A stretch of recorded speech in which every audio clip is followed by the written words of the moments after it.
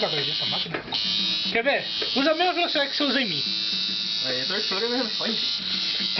O barulho aí, né? Pronto, meu amigo? Pronto, pode mesmo meter Começar bala. uma parte aqui que não dói muito, sabe? Pra você não Deixa eu reclamar, né? Senão, na primeira picada vai ser feio, né? Então... Gente,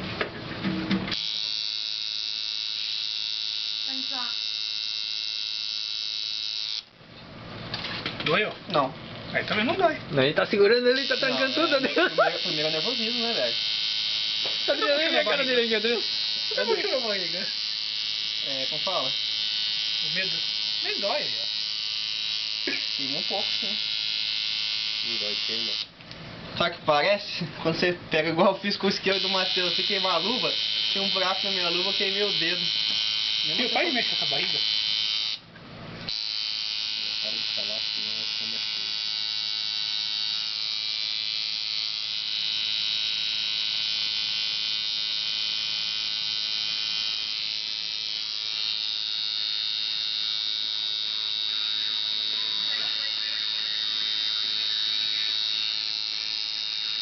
É minha alma, né?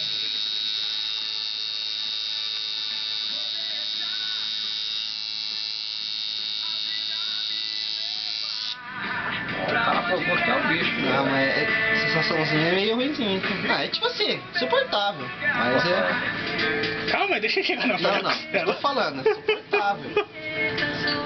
Parece que tá te rasgando, sabe? Falou. Você não foi me rasgar? Besteira agora. Você falou besteira. Você queimou agora, você queimou o filme dos dois camaradas agora aí. Pode falar isso na frente da Luana. Não, dela tudo bem, mas na frente da câmera você fala um negócio igual até guardado de Que a minha recordação mulher vai falar agora. depois, né? Então, Te rasgaram. tem guardado de recordação agora, bem. Eu fui rasgado pelo Brênio. Perdeu o Mac, né? Olha a cara dele, Adriano. Dá pra se apertar, não dá? Não pode falar. Dá pra acertar muito.